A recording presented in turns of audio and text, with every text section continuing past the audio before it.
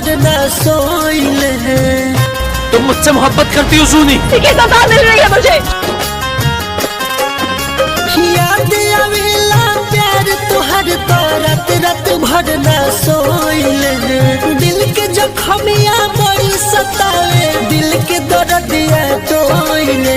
बस फर्क बयतने जिंदगी में तू हंसेलू हम रोइले। बस फर्क बयतने जिंदगी में तू हंसेलू हम रोइले। मोहब्बत सच्ची थी मेरी, बस मेरा कसूर यही था कि मैं गरीब था। भगवान पूछते तो कह देबो भेल छले हमरो मोहब्बत, लेकिन जेकरा से भेलै ओकर लायक हम नहीं छले। तुम मुझसे मोहब्बत करती हो सूनी? ठीक सजा मिल रही है मुझे।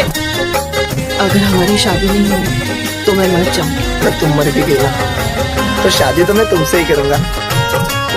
तुम मुझसे मोहब्बत करती हो सूनी? ठीक सजा मिल रही है मुझे।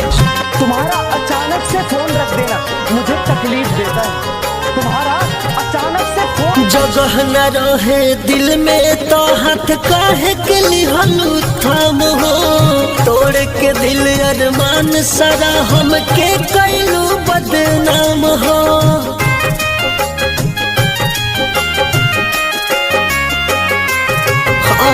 जगह न रहे दिल में तो हाथ काहे के लिहलू थाम हो। तोड़ के दिल अरमान सारा हमके कैलू बदनाम हो।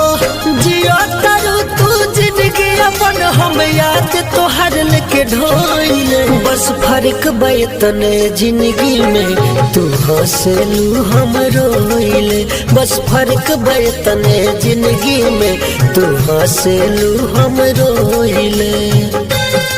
मोहब्बत सच्ची थी मेरी, बस मेरा कसूर यही था कि मैं गरीब था।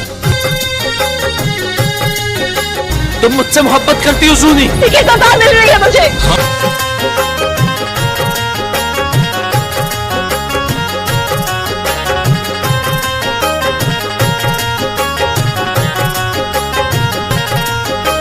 सुनी हो एक दिन मर जाई अखिलेश आकाशी रो रो के।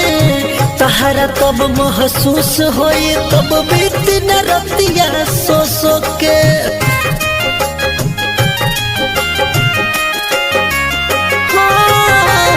सुनी हो एक दिन मर जाई अखिलेश आकाशी रो रो के। तहरा तब महसूस होई तब बीत न रतिया सो सो के। राई